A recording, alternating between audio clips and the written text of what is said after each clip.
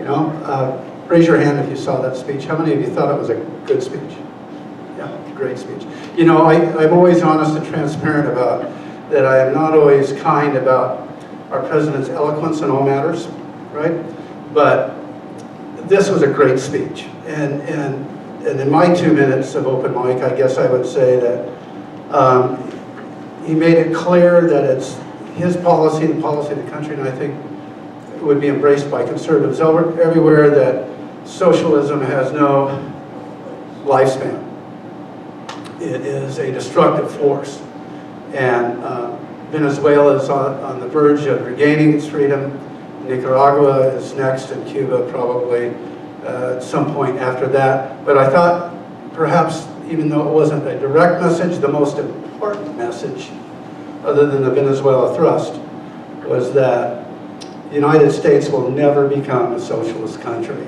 And we have to be vigilant, that's a great word, the loyal opposition in this state that doesn't give up just because we're outnumbered. We have to keep freedom alive, because if our generation doesn't, and we don't turn it over to a younger generation to follow in our footsteps to do these things, then the United States is not immune to falling into that trap. So the price of freedom is everlasting vigilance, and it's up to us to do that. Okay, that's my 2 minutes. Any other quick announcements? We've got bling in the back. We're having a reduced number of bling until we figure out what we're going to do fancy-dancy. It's all half price. At half price, 50% off, 50% off. Of course, all of our activities at the Kitsap Patriot Tea Party are based on your donations, right? And so we ask for your generous approach. And also we have some Olympic conference envelopes that will be around, but I'm going to let Kelly talk about that in a minute. So please fill it out, and for the sake of our treasurer, please fill out all the data, because we do have to file with the state on all our gifts. Any other quick announcements before we do 2-minute mic? So if you want to have 2 minutes of fame, right, say what you want to say, please just come up over here to the right. About the what? No.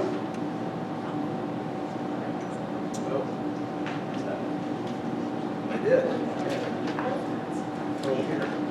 Oh, somebody wrote that for me.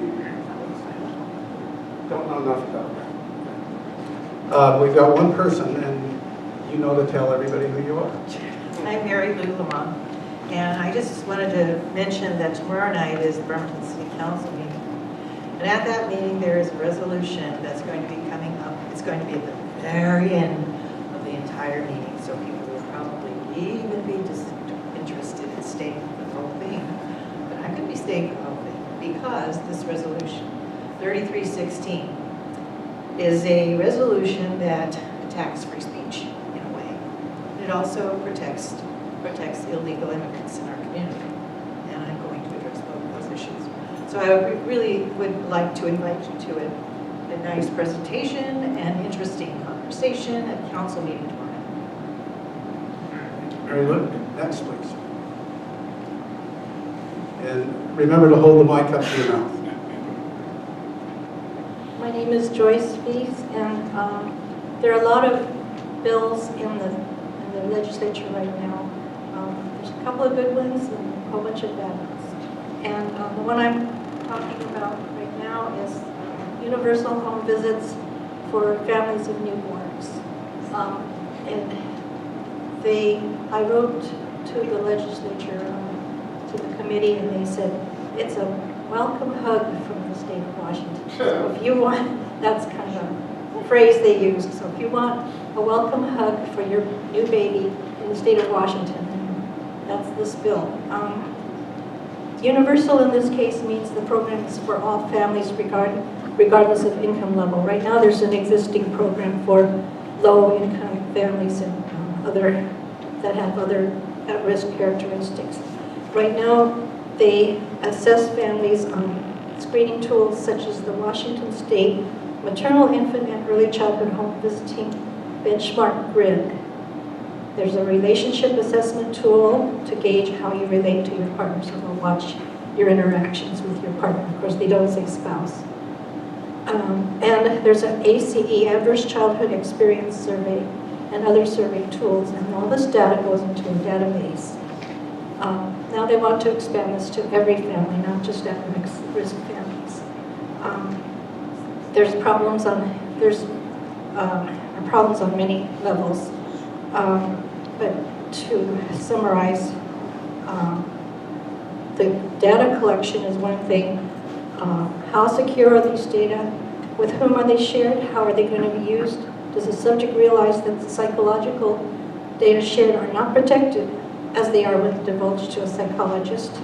Can the subject see and correct the data? How long are they archived? They will be asking questions about, about your relationships, your pregnancy, your sex life. They'll be looking out to see if you have any guns, of course. So, at any rate, right now you can call your legislator. It's House Bill 1771 or Senate Bill 5683, and tell your legislator to oppose this bill. Thank you, Joyce. Will you have those numbers back in one of the back tables so people can get those on the way out? Yes, ma'am. How are you?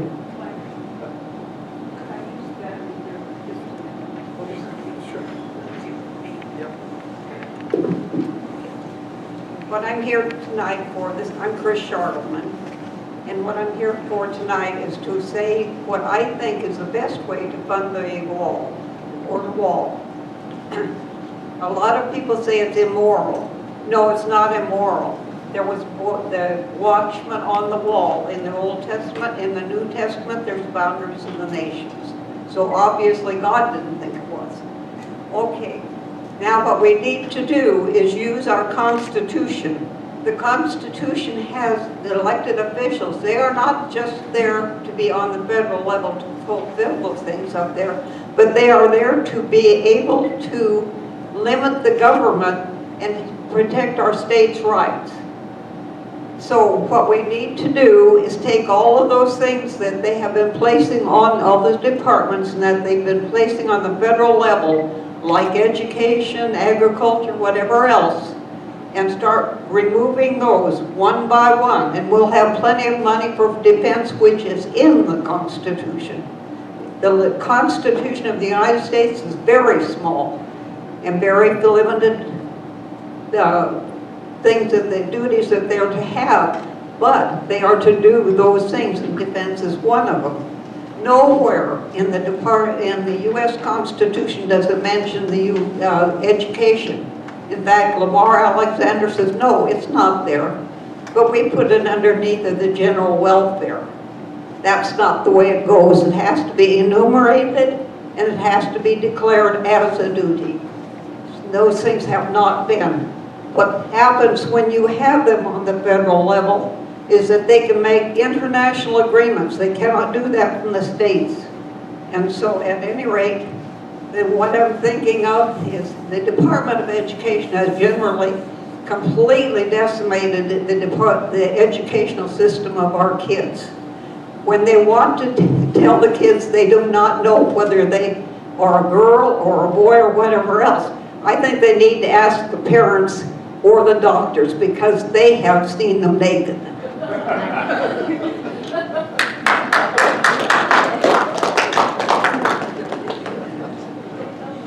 Yes, sir, go ahead. Hi folks, Roy Runyon. So I'm just going to read this email, this message I sent out to a group of people, including the Tea Party and the local Republican Party. Fellow citizen, during the 5:30 p.m. Wednesday, it's Wednesday, February 20th meeting of the Bremerton City Council, the Council will vote to pass resolution number 3316, which was mentioned earlier, quote, affirming the city's commitment to the principles of equity and inclusion, and will continue to implement practices that seek to improve opportunities and quality of life for all residents, regardless of race, ethnicity, gender, country of origin, immigration status, sexual orientation, gender identity, or religious beliefs. So it sounds really good. I have an issue with the immigration status phrase, points you may be interested in.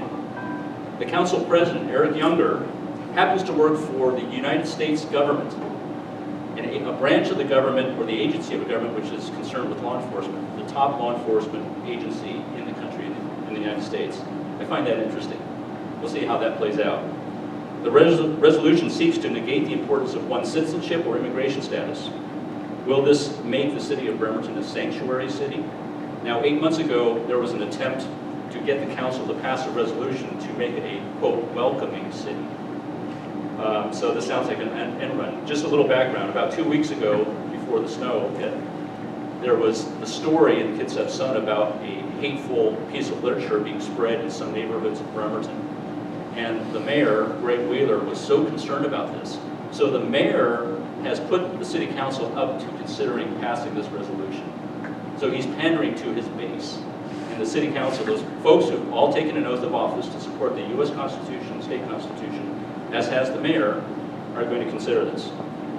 One thing to note here, my third point, in 1998, the people, you, of the state of Washington passed Initiative 200, codified into RCW 49.60.400, and states that, quote, the state shall not discriminate against or grant preferential treatment to any individual or groups on the basis of race, sex, color, ethnicity, or national origin in the operation of public employment, public education, or public contracting. My question is, what practices will the city of Bremerton, quote, continue to implement that may be in violation of RCW 49.60.400, Initiative 200, passed by the people? So I'm asking that you spread the word and try to attend the Bremerton City Council meeting to ask questions and comment about this. It's Wednesday, February 20th at 5:30 p.m. at the Nordics Government Center. Was that a difference? Yes, it's Wednesday. It's Wednesday, I said the wrong Wednesday. day. Okay, 5:30 p.m. very good.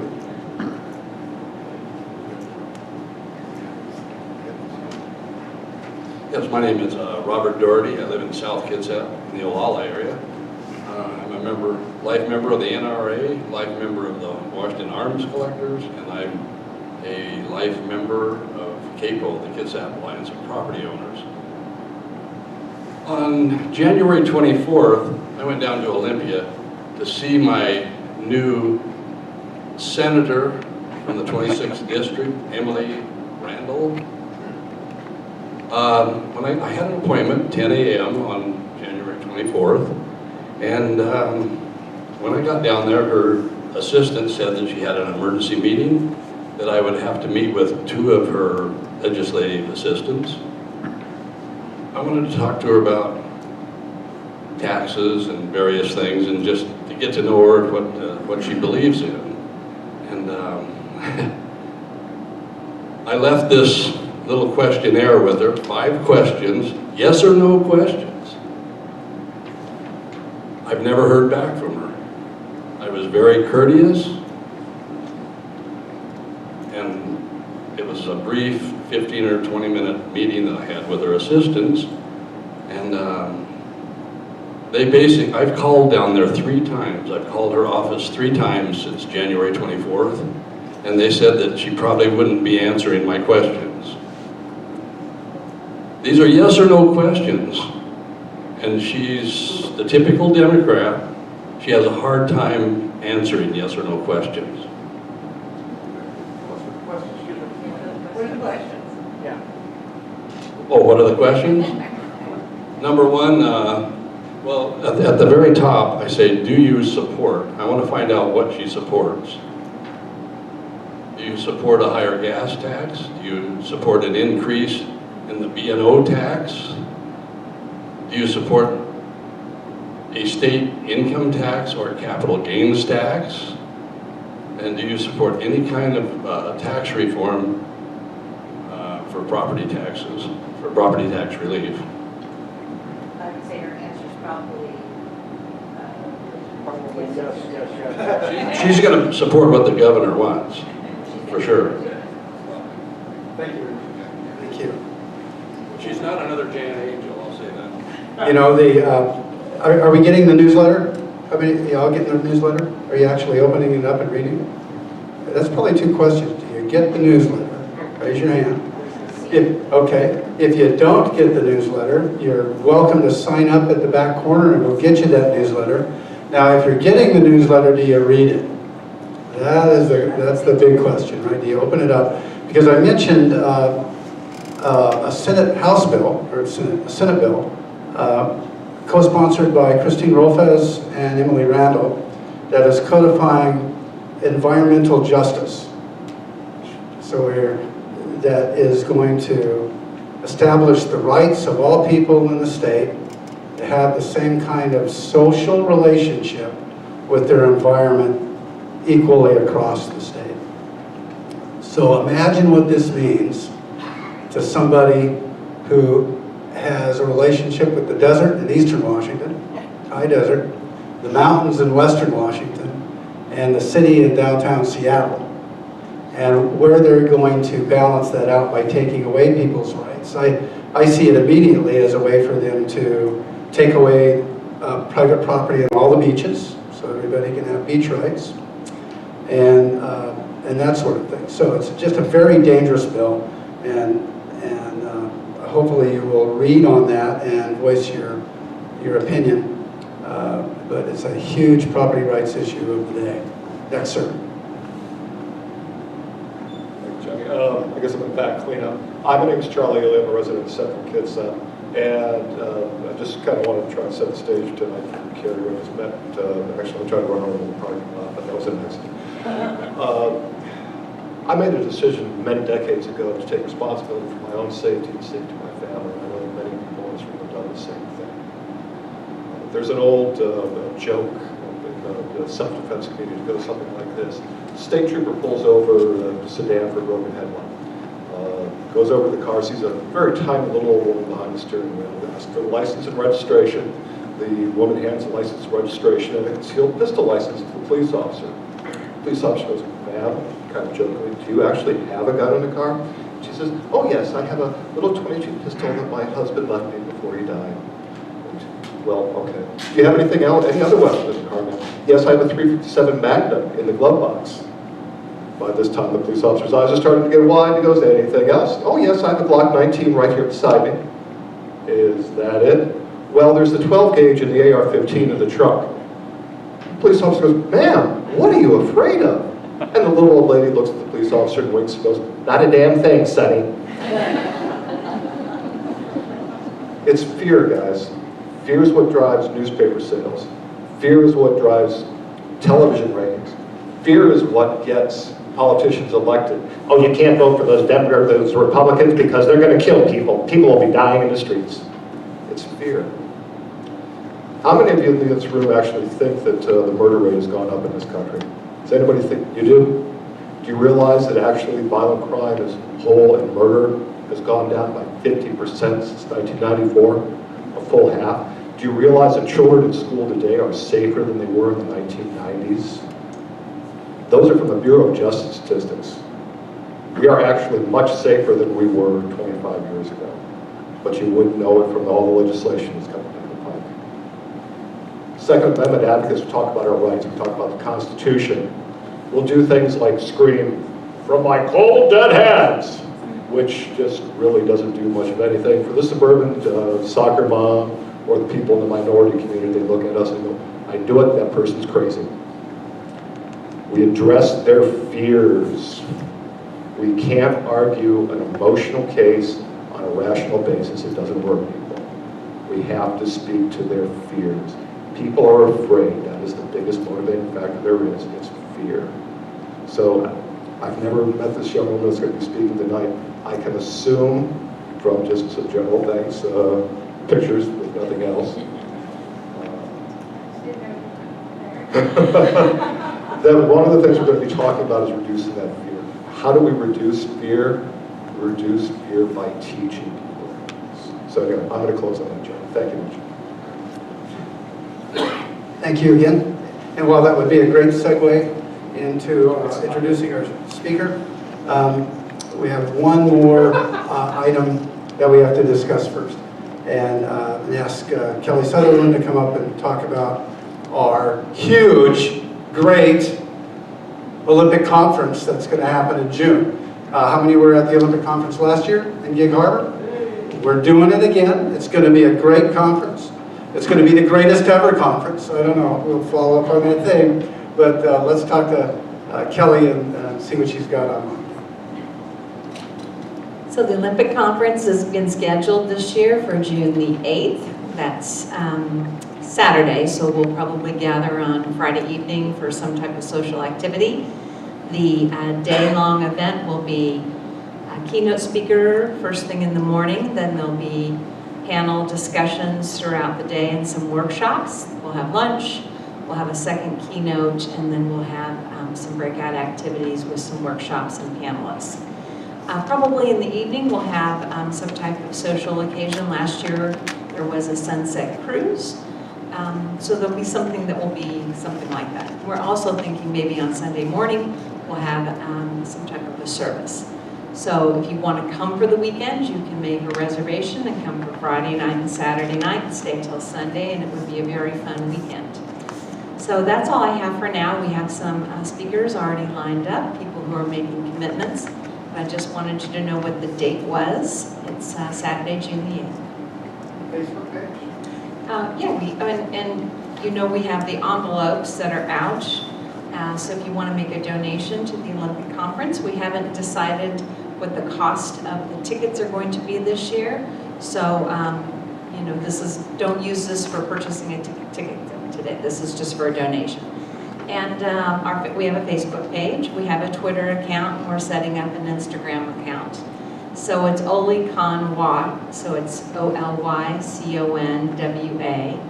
and we're just going to start launching our Facebook page with some announcements and our Twitter feed. There you go. Thank you. It'll be the best place ever to go to. Now, we're going to have one last second announcement. Sorry, I forgot this. On Saturday, over at the fire hall in Paulsbo, they're going to be discussing more on that sex offender business. And this is level 3 violent, not my words, their words, sex offenders who are up there on the hill by me, and they only have a person that is there that has no weapon, only the cell phone to call emergencies. This will be at 9:30 at the fire hall in Paulsbo. Yeah, Saturday. On Saturday, 9:30, fire department. Okay. So now for the big to-do. I'm really looking forward to this. I have not met Kerry Slone, and you can tell that I haven't met her because I called her Kelly Slone in the newsletter. And so there was no collusion, right? No collusion. But we're really looking forward to this unique perspective.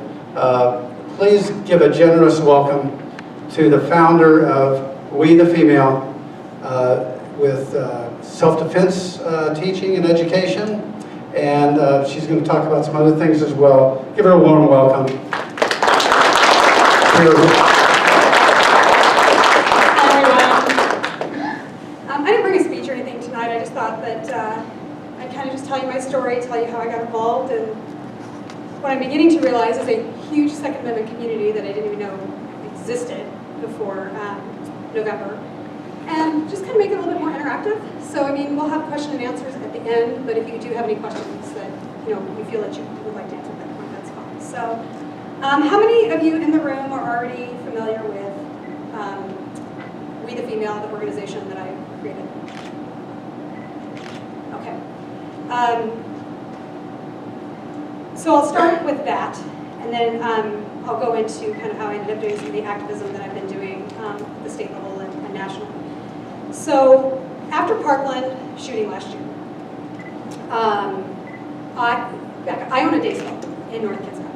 So after the Parkland shooting last year, I had a lot of women coming in, scared moms, wanting, that immediate reaction that we have as, parents, particularly moms, about wanting to protect our children and things, and I get it. And I get it as a mom, I get it as a community member, I understand. And it was frustrating to hear them not understand what, what an AR was, basically. So I took it upon myself one at a time almost. And I sat here literally having these conversations individually with people, explaining to them what it was. Now, the advantage I had with that was that I had known many of these people many, many years, so they were willing to listen to me, which was really cool. So I ended up with the fortunate advantage of being able to change some paradigms about what gun control laws and things look like. So at that time, I knew something needed to be done, and I wasn't sure what that looked like. I wanted to create an organization that was going to be some sort of outreach to women in education with firearms and so on, and I just kind of thought, okay, this will be something I'll work on long term. Maybe my retirement plan, because I'm retired early, I'm totally got my goal going. So I just kind of started making notes, doing research and things. So of course then 1639 made it back on the ballot. I still want to know how the hell that happened. And then of course it got voted in, and on the 7th of November, the election, next day, I like to joke that we all had that post-election day hangover kind of thing. And as a domestic violence survivor, I saw some very serious problems with that bill. And I took to social media and I shared my concerns as a domestic violence survivor. Particularly, there's many problems with it, obviously, but one of them in particular being the medical waiver rights. And I shared that, and I'll get into that when I tell you my story about how I got into activism in a minute. But it went viral. So if any of you are NRA members, you know who Colin Noir is. He found it and shared it. So the joke in my house is that I became the accidental activist.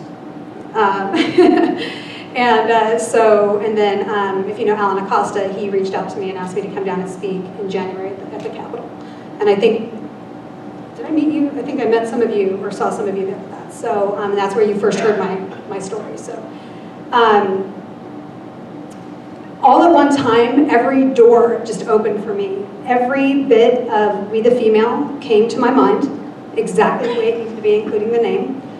And then all of this activism work started too. So We the Female is an organization that teaches women the pursuit of life, liberty, happiness, everything that we're given to us under our constitutional rights, but it teaches it through self-defense and firearm education. One of the advantages and one of the things that people have been really receptive to with us is that we don't lead with a gun. And that has been a big door opener for us, actually on both sides of the gun debate.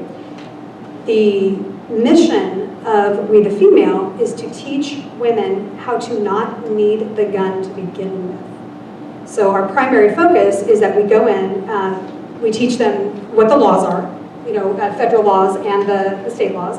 We go over the Constitution, because I'm blown away by how many people don't actually know what is in the Bill of Rights. They may know like the header, but if you ask somebody what the Fourth Amendment is and watch what happens. You'll be blown away by that, and that's not cool. So we go over some of those things and how some of these gun laws actually affect not only the Second Amendment itself, but some of these others as well. We go over the laws, like I said, and then we go into teaching situational awareness training. We want women to be able to be in a position to not have to use that gun. How can you avoid anything that puts you in a position to need to do it to begin with? So that's kind of our main goal, is teaching that. Along with that, we go into touching on lethal gun and then non-lethal self-defense methods, because I'm fiercely pro-gun. I always have one on me, but not every woman is going to be comfortable carrying a gun, and that is okay too. And we as a Second Amendment community need to realize that not every woman is going to be okay with a gun.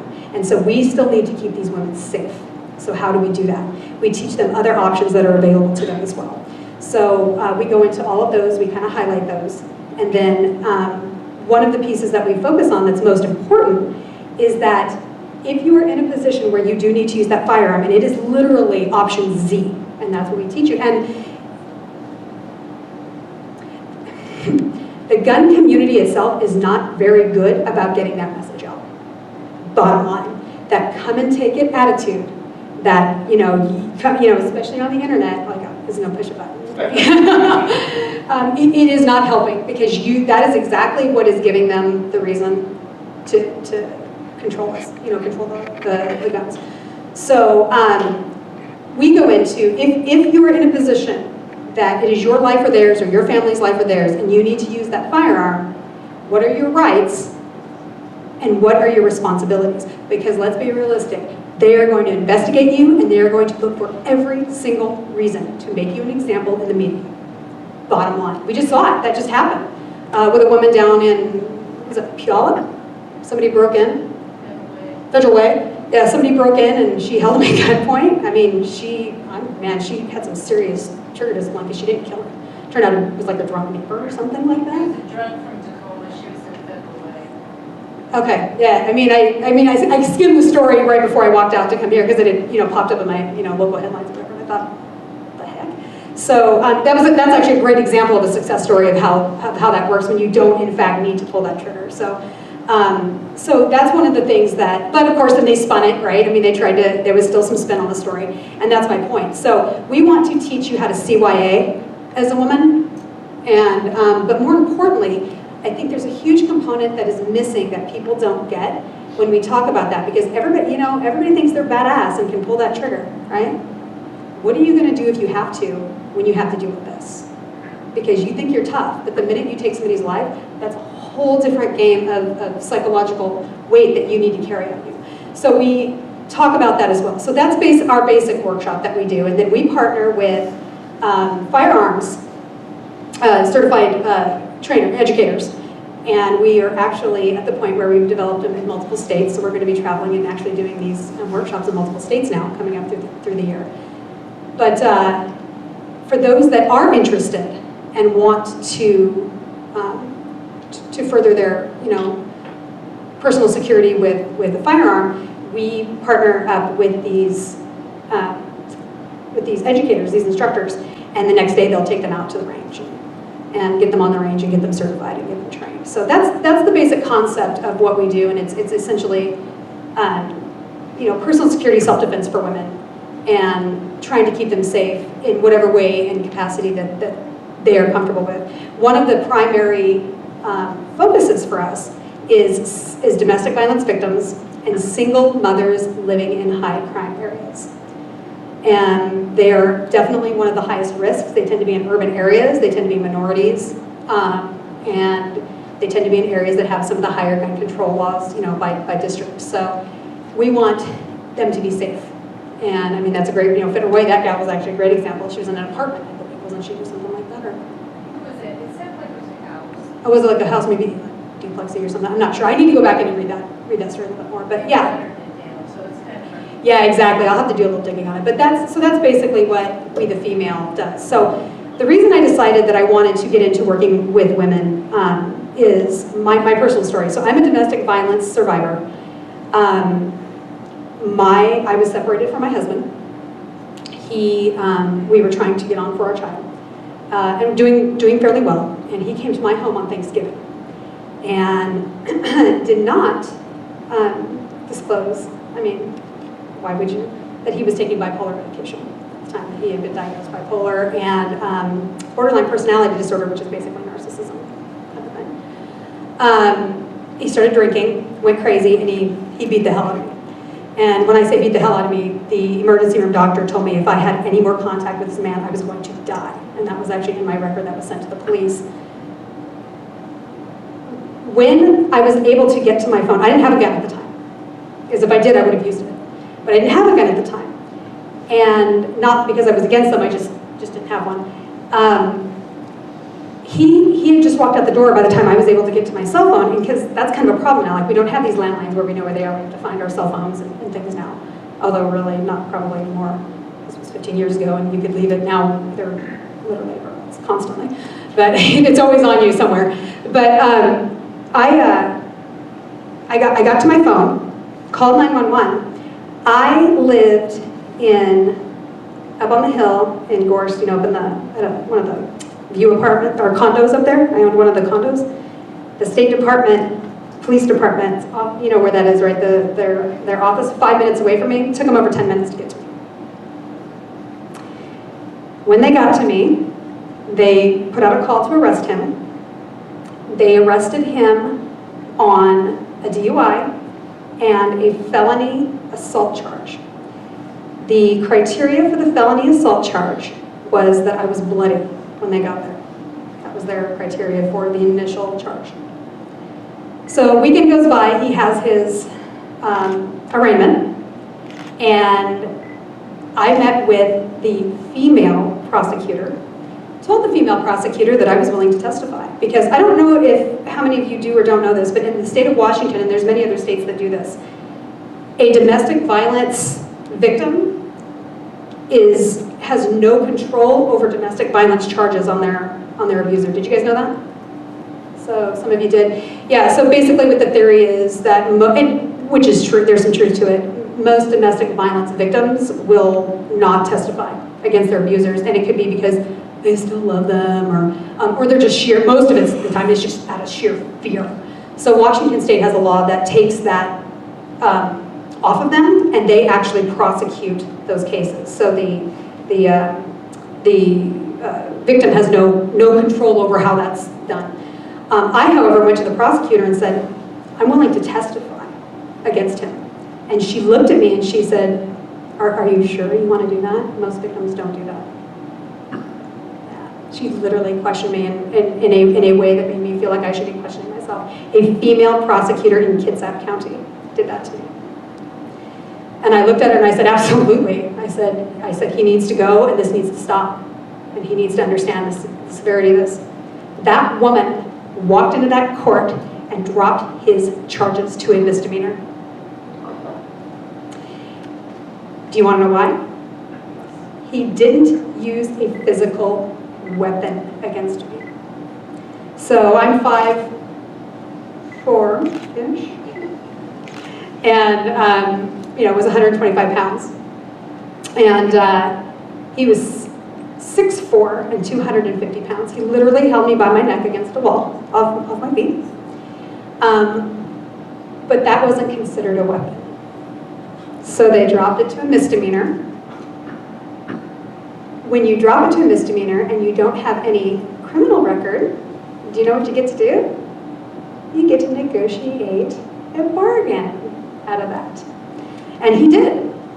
He negotiated what's called a deferment agreement, which essentially means you'll go to counseling and meet me afterward and I'll tell you about the bullshit counselor that he ended up with, but who defended him. So he had to go to counseling, and if he kept his nose clean for 2-3 years, whatever it was, they don't erase it. So I thought it was erased too. So in all fairness, I need to, if I'm going to be giving information clearly, I should. I thought that it was erased. It's not erased, but what they do is they show that you completed they completed a successful diversion agreement for assault. Like basically, there was no indication that there's domestic violence on that record, but that he completed this thing. So obviously he was really, really angry with me for calling the cops and putting him in jail.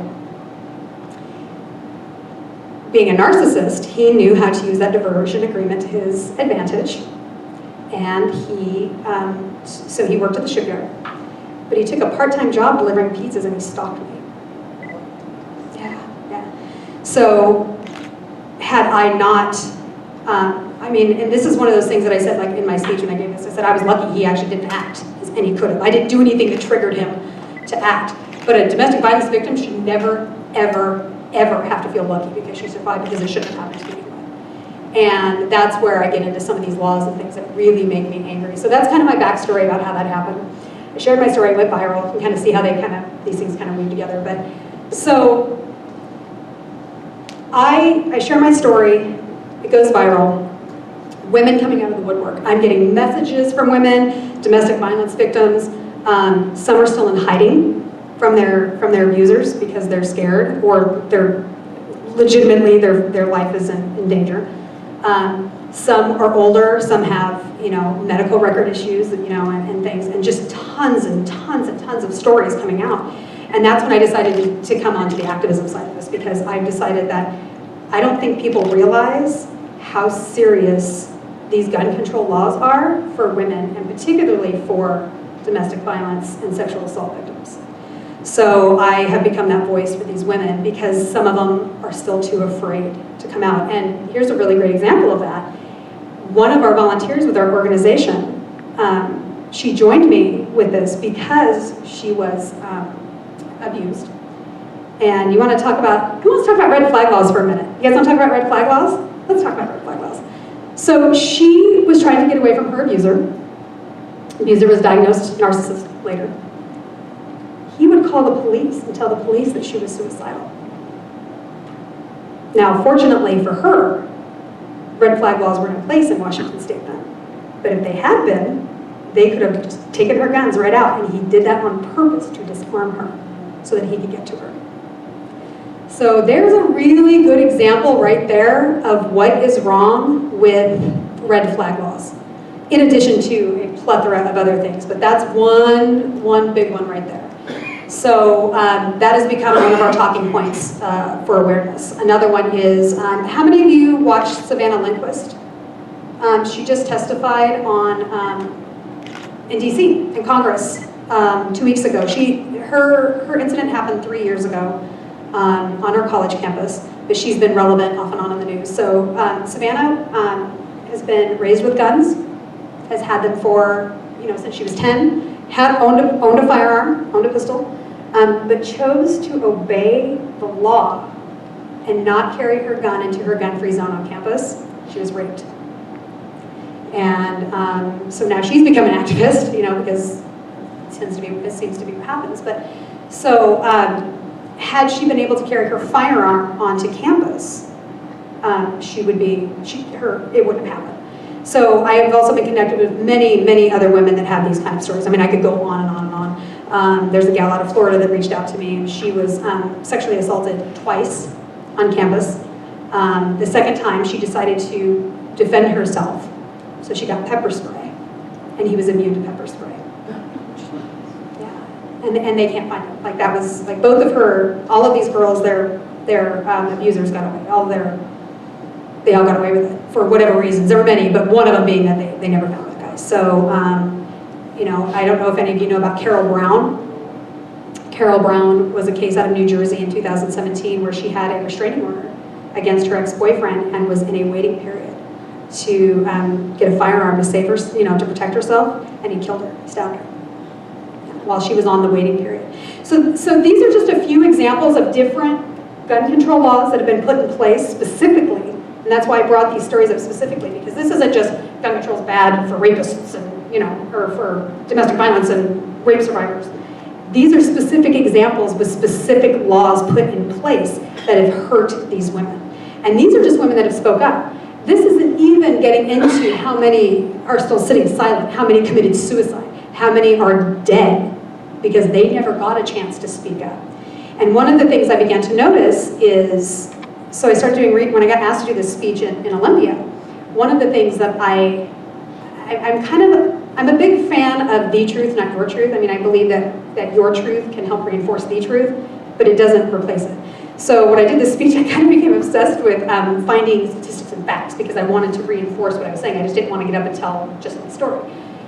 And what I discovered is there is no statistics that have been formally compiled showing how many victims have been saved or have been able to save themselves because there was a firearm in the home or on their person. Conveniently enough, Google redirects your ass straight to everything supporting getting guns out of the house, at every turn they could. So I spent weeks digging for information to find what I could. And I ended up stumbling across, what I ended up having to do was go into states and then into like county papers and then court cases. And by doing that, I found just tons and hundreds of cases that were reported in the news, where kind of like this thing in Federal Way where she stopped this guy. Tons and tons of them. One of them I came across was a woman who, in the early 2000s, who the PC term was that letter carrier now, mailman, was stalking her. The mailman was actually stalking her, and so she went to buy a firearm, and the waiting period was, 10 days. I think very close 10 days, something like that. And she looked at the dealer and said, "I'm going to be dead by then," because that's how much it had escalated. She went on the black market and bought a gun illegally, and ended up having to use it to save her life. Yeah, I know that story was kind of a trip to me. And so she ended up not getting prosecuted. They dropped the charges for the illegal firearm. But the fact that she had to go do it to begin with is a problem. And what I have come to find as I've done this research is legislators love to use domestic violence and sexual assault victims as pawns for legislation. Absolutely love it. They're trying to save us. Sweet little girls that don't know how to do it themselves. It's kind of insulting to my feminist panties, to be really honest with you, because it is a little condescending, and particularly coming from women, that they think that they're more capable of defending me with their laws that clearly aren't working than they are with, by letting me choose how I defend myself. And that's a big thing. Don't sit here and tell me that you are, you believe in women's rights and equality and all of these things, and then you're going to tell me how I choose, you're going to regulate how I choose to defend myself and tell me what is okay? No, that's not acceptable. So one of the things that I need people to understand in this is that, yes, okay, so let's establish this. Based on these things that I've shared with you, and clearly I'm preaching to the choir here when I talk about gun control laws being, unconstitutional and for all of these things, but we need to remember that it's not just that they're unconstitutional when we're having these conversations and trying to change paradigms. We need to have the conversation and focus more on the fact that they are also oppressive for those of us that choose them. So let me rephrase that. For those of us that choose a firearm as a way to defend ourselves and our families, these laws are oppressive. And that's the conversation that we need to start having, as opposed to come and take it, and this shall not be infringed, because you literally, they're going to shut down, and they're not going to listen to you. So we need to change our conversation within the 2A community, or as gun owners. Because you may be a gun owner, not like active in the gun community, because like I said, this is a whole world that I'm just like, holy crap, it's a whole new world for me in 4 months that I'm just learning about. But one of the biggest things that I have come to discover in watching this is people continue to blame the legislators for these laws. And I'm going to call every single one of you in this room out now. It isn't the legislators, it's us. It is us, because we are the ones that are voting these people in. If you want to see these laws changed, you need to change how you're voting. And I don't care how right you are, look what just happened with the Attorney General.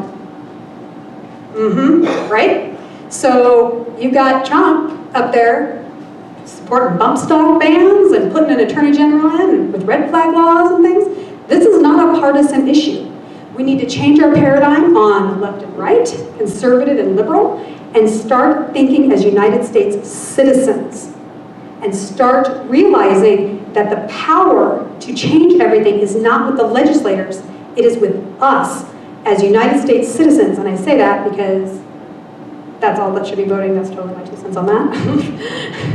I believe in voter ID laws. But that is important. And you can hear this today and be like, yeah, you're right, and then go out of here and start back in your thing. But you need to really hear that, because we're not going to change this at the federal level. Like, we're not going to walk up into DC and say, come and take it, shall not be infringed. It's not going to happen. It's not going to happen in Olympia, especially with Inslee in there.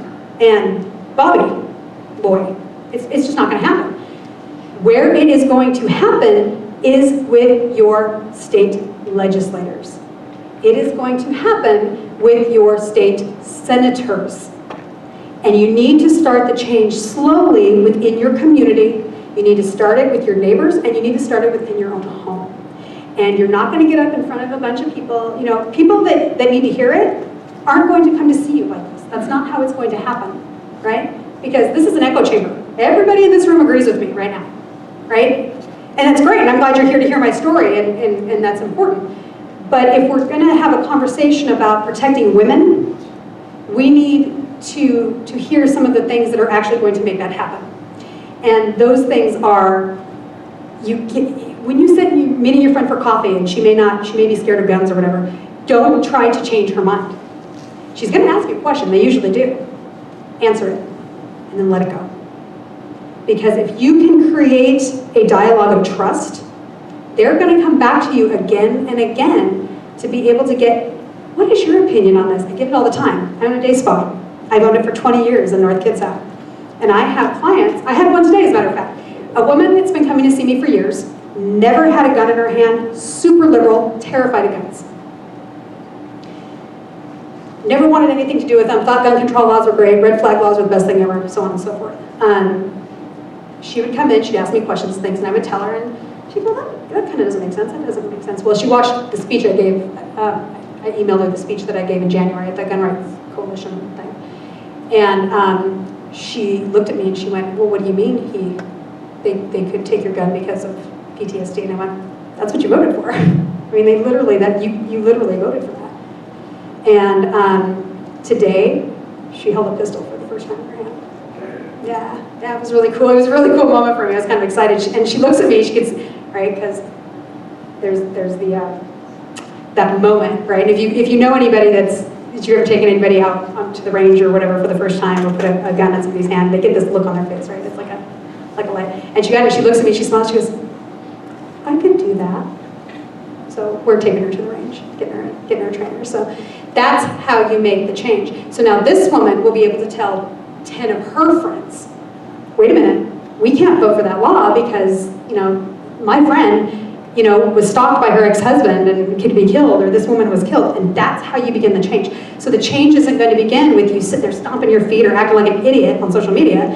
It's going to start within our communities. It's going to start by allowing women the right to defend ourselves the way we want to, but educating our community and our neighbors and our friends about how we go about doing that. So does that make sense? I hope that, that's kind of something that is important that I want people to understand, because there's a multifaceted thing. I can sit here and talk to you about how it's important for self-defense all day, but as I've been in this community, I've been watching this, I see patterns where people are giving up and giving these speeches and they're literally saying the same crap over and over and over and over again. And one of the things that's been making our message so clearly heard, and it's literally nationally, we're streaming on Instagram right now live, is because I'm bringing this other voice of common sense and bringing a different perspective to the conversation that has never been heard before. Now, the fact that I'm a woman helps. I mean, let's just be honest. But I can't tell you how many times I get, oh, I didn't think about the domestic violence, and how that, it just doesn't even cross their mind. And I know that many people in here may not agree with this, but one of the big communities that y'all in the gun community, untapped market, LGBTQ, look at the way those people organize. Small groups, they're like what, 1% of the population, 2%, overall, people that identify in this rainbow of 50,000 genders or whatever it is. But well, I mean, I'm like, I don't care. I mean, honestly, I'm in the stay off my lawn category. I'm more of the constitutionalist kind of. But when we aren't reaching out to them to work with them, we're losing a huge voice in gun rights. And there's huge numbers of just like women, there's huge numbers of the LGBTQ community that are assaulted all the time or killed. And there are organizations that are being developed in the gun community to help bring awareness. But they're still ostracized by the mainstream gun community and the ultra-conservative side because they don't want to agree with their views. And this is one of those things where we, as citizens, need to put aside our political and our religious beliefs and say we as humans and American citizens need to come together to be able to protect our constitutional rights. and put that aside so that we can get one cohesive argument. You know, minorities, black people, you know, we need to change the attitude about gun rights are civil rights. They're fundamental human civil rights in this country. They're given to us when you are born in the United States to be able to bear arms, not only to raise them against your government if you need to, because this is the militia. We are the militia. That's why it was created. But it's also because we have a right to self-defense and to be able to protect our homes and our families. And we need to look at basically facing, for people that may be in denial, we need to face the reality that a lot of gun control laws were created out of racism. A lot of them were. And so we need to start addressing that and being able to put aside some of our attitudes about that. Interestingly enough, and I really connect with a lot of activists in that side of the community, but black men could buy guns before women could in this country. Did you guys know that? Women were the last people to be able to purchase a gun. Yeah. So, and that's where they get me, because they're like, yeah. So we need to start thinking about it as a fundamental human right, if you're a citizen of this country, to be able to defend yourself and take up arms. So I hope that those are some paradigms that I can give you some little seeds to go home and kind of plant or throw away. I mean, it's on you, kind of do what you want. But hopefully it gives you some insight into some different perspectives that haven't been brought to the table often, particularly in, more conservative. I mean, I obviously am here, I lean a little more conservative, and I've noticed that those are conversations that aren't had. So I hope that these little seeds can maybe be watered a little bit. You can think about different ways where there's more cohesiveness that can be brought together. Put aside some of the differences we have for the one common good that we have, which is being able to defend ourselves and protect our rights. So, all right. You guys have any questions? You can ask me some questions. Yeah. What is your name? Angelina. Can you come here? Is she okay to be on social media? Yeah. Okay. Here, Angelina. Hi. How are you? It's nice to meet you. I want you to meet Angelina. Why are you here today? Because I want to grow up and become a Politician? Do you want to be a politician, or would you rather be a thorn in a politician's side? Well, somebody like me is a thorn in a politician's side because I hold them accountable. But it's great that you're here because you're understanding the perspectives. And I encourage you to go to the other side and go to the left and the people that agree, because you're not going to be able to make a fair judgment unless you're understanding all of those sides. But this right here, this is your change right here. This is your future. And this is the person that is going to start to affect change for you. Thank you. I just wanted to shout you out on my social media. So isn't that great that she's here? Yeah, I think it's pretty cool. And it's our kids. So I have a 16-year-old who unfortunately won't get to vote because she doesn't turn 18 for a few weeks after the election. That's a big conversation that we need to have and to get them voting. And our voting numbers are down all over. I mean, that's getting people out to vote, but get your teenagers, instill in them how important it is to vote. That's super important. Yeah. I'm not sure Angelina got her question answered. Oh, I'm sorry. You didn't. That's right. I'm so sorry. I got so excited to introduce you because I'm so excited you're here and that you didn't ask your question. I'm so sorry. Go ahead. How old do you need to become? How old do you need to be to become an activist? You can do it right now. I'll give you my card with my information, and you can absolutely join. If you want to be a volunteer with We the Female, I will put you right where I got a couple great spots for you. Absolutely. Yeah, I think that's great. Then count me in. Awesome, that's great. I love it. Yeah, hold on just a second, let me grab it. And if her mother's okay, I'll donate a free pistol class for you. Fantastic, I love it. That's great. But I'll donate it. And it is, so for those of you that do or don't know the law on that with 1639, she cannot own one, but she can in fact go to the range and be trained to use one, so. Yeah, unless they have an ammunition ban. So if the ammunition ban goes through, I can't teach anyone under 21 to use a firearm. And I teach. I'm having one of those moments where if you don't have anything to say nice, don't say anything at all. And if you follow me on social media at all, you know I'm having a really hard moment. I received a text from a friend of mine right before I came up here says, don't drop the F-bomb. Because I have a really, like, you guys have no idea how hard this is for me. Yeah, did you have a question? Yes. And then I'll get to Sharon, No, because I'm going to introduce Sharon. Okay.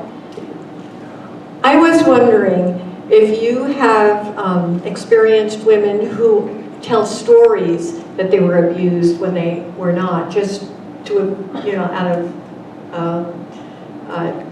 getting back at their man. I do. Yeah. And how do you deal with it? How do you address it? Well, my bullshit meter's pretty high, so I can usually kind of tell, especially being a victim. There's certain pieces of stories that you'll be able to kind of, you'll be able to know. You know what I mean? Especially if you've been through it. There's little things, but I just don't. I don't engage it because if they're unstable enough to do that, they're going to be unstable enough to retaliate against you. So it's just best to not engage it and wait for them to come back to a point when they're stable, because that's a big thing with mental health, and I'll talk about Walk the Talk in a minute because it's an organization that I'm very passionate about. But we have this huge stigma about mental illness and mental health in this country, and it's affecting the gun community big time. And it's a conversation we need to have, but that would be in that category. Obviously if they're making up stories to retaliate, there's something going on there.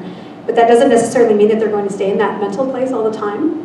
So you don't want to ostracize them, so that if they do come back to a point when they're more capable of being able to have a conscious conversation about it, that you're able to engage them in a healthy way. So, that would be what I would do. That is what I do. I've had that experience professionally, or with clients mostly. So, did that answer your question? Yes. Okay. All right. Are you familiar with the publication More Guns, Less Crime? I feel like I am. What? Yeah. It's a book published probably. Yeah, did Lott write that? John Lott? Yeah, I thought so. A lot of the statistics you want. Yeah, but they're not. I looked. Well, I went to his website. So I went to the website, and there's no formal data.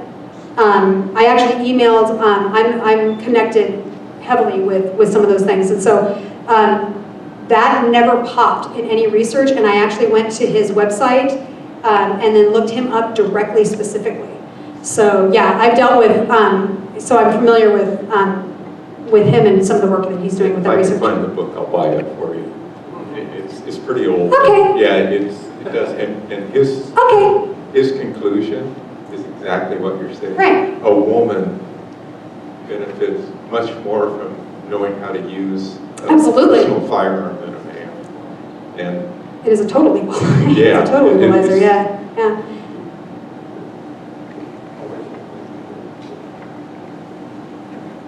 Thanks. During the fight for 16, the most recent gun battle, I became aware of some of the communities that you're talking about, and actually started to engage with groups like Pink Pistol and Seattle on social media, mainly because they were actually in a position to, just as you are, to interface with communities that I couldn't touch. I'm an old fat white guy, been a gun owner. We refer to him as Dad Bod now. There you go. Okay. Been a gun owner my entire life, and I'm one of the cold deadheads kind of guys. And it suddenly dawned on me just a few months ago that I was taking the wrong approach, and I'm really glad that you're reinforcing that view. But how do I come across it? I don't want to say soften the edges, but I know now that jumping down somebody's throat with a bunch of statistics and just trying to shut them down is not the right way to go, particularly if I'm dealing with a community that's predominantly female or minority or something like that. But what's my best approach to start talking to people in a little bit less threatening way? Because I'll loom over, yell, Yeah. It's easy to do because it's a passionate subject. But one of the first things that we need to think about is how you feel when they come at you like that. You know what I mean? It's the same thing. At the end of the day, we all want the same thing. And that same thing is we all want to keep ourselves and our families safe. And the media and we have legislators with alternative agendas, and if you want to get into that, we'll talk about that, because I think that's actually a point that should be brought up, just as a side note. But we all have the same idea, but we have been so indoctrinated to the left and the right, to the, to the conservative and the liberal, that we have started to become so extreme that we can't talk to that other side. And make no mistake about it, the media is feeding you that. They want you to do that. Even when I come across people that are so willing, they may be on one side or the other, and they really want to understand, they want to see what somebody else's perspective is, and the minute that you say something, usually you bring up Mr. T word, they immediately snap. And it hit me one day when I was having this conversation with somebody who was really trying to understand my gun rights thing. And when she came back at me with something about Trump, and I said, just put him on mute. I don't listen to him. It kind of irritates me when I, to listen to him, all the time. And I said, has your life really changed much? It kind of hasn't. Like your everyday life really hasn't. So just, keep that in mind. But it hit me. Not only have we become indoctrinated to think left and right extremes, we have also become indoctrinated to immediately respond defensively from our side, as opposed to being able to just stop and just listen to what somebody has to say. And so just being able to let them talk, and even if they're like losing it and getting really angry with you, let them. And realize that that's not the time that you're going to talk to them. You just need to let it go. And the minute that you start doing that is the minute that they're going to start realizing that you're not somebody that they need to hate. And so that you're somebody that when they do have a question, because they've got questions, they're going to ask, and they may be asking it from a side where they're trying to prove their point. But the minute that you're not aggressive back to them and you just answer it, then all of a sudden you've created an environment and an interpersonal relationship with that person that is going to allow them to come back. Realize you're not going to change their mind the first time. It is not going to happen. The woman that put the pistol in her hand this morning, 2 years of talking to her. And it wasn't intentional. I mean, I didn't go in with this 2 years ago. She's gonna have gun in her hand soon. I'm gonna take her out the range. She gonna come my way thinking. That's not how it happened. It just happened by us having dialogue and her being able to trust me and me respecting her enough to listen to what her concerns were and what she had to say. And that's how that change happened. And here's another really great story. I have a client who is a good personal friend of mine.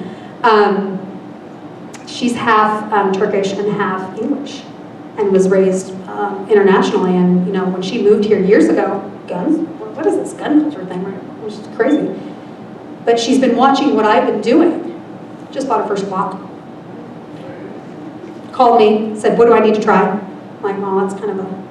Said, don't let the guy put the gun in your hand. You tell them what you want. Don't go into the store and let them tell you what you think you need. You hold those. So she took him out there, and she just, she's in the process of becoming a citizen. She's a permanent resident here, and she's in the process of becoming a citizen. And she just bought her first gun, But it's because she watched this, and she came from a culture that was not gun friendly at all, obviously, being from, she's mostly England, and we know how they feel about guns. They didn't like it the first time we did it. we got time for one more question. Okay. Anybody else? Going once, going twice. No? Yes?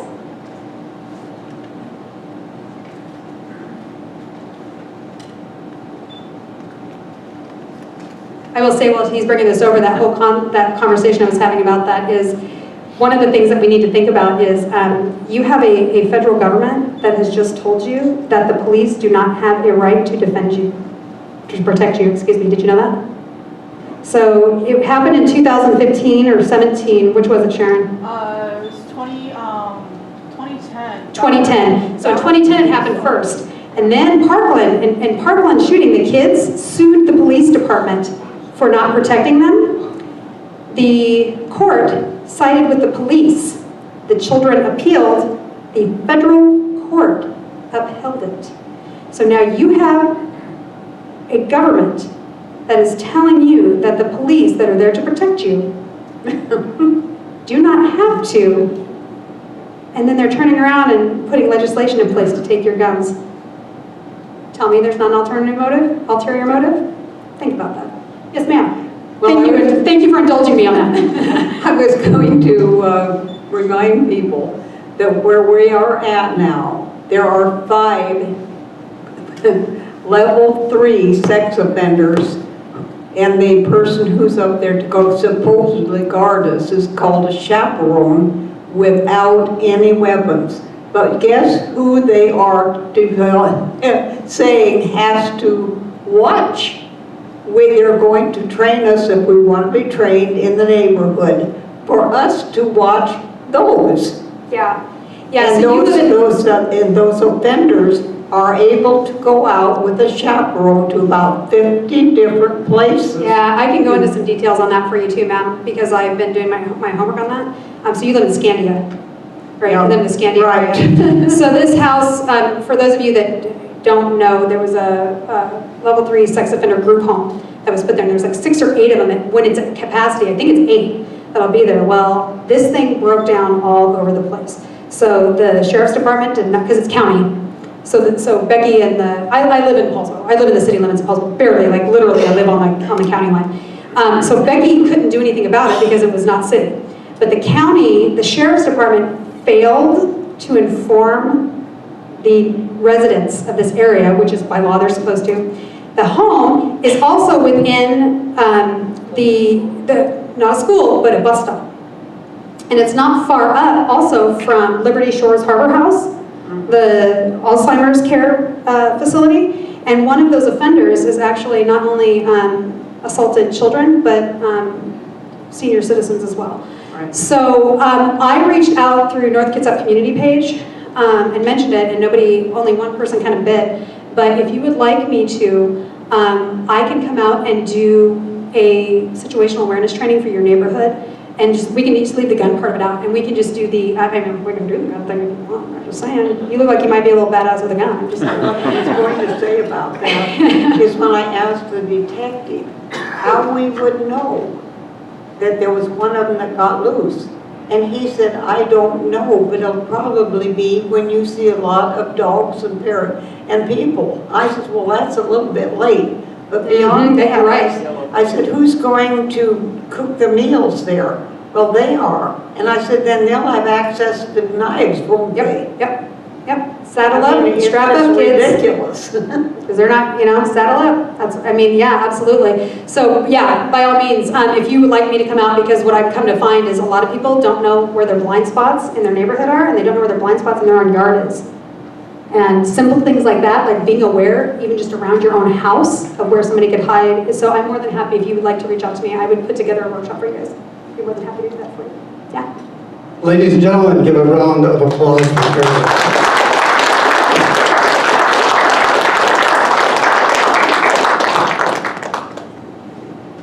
So this is the time we get to give bling, right? And so this is some of the bling that you can get in the back of the room. But we want our special guest to remember us, and I hope you enjoyed her. What you're looking at it more. Well, I want you to pin an honor. There you go. Was it a good talk? Did you like it? Give her another round. And she'll be hanging out with. We've been asked by the hotel to exit rapidly tonight. They've got us set up for another big event tomorrow morning. And you've seen our setup guy. He's a hard worker. He's very helpful to us. And so I told him we would be helpful to get out of his way so he can go home. So we'll clean up and move out as quickly as we can. But ask questions and visit. But the setup guy will be down here at 8:30. Thank you very much. Please donate if you can. The Kitsap Patriot Tea Party envelopes are there. If you want to donate to the Olympic Conference, just write Olicon on the envelope and drive safe going home.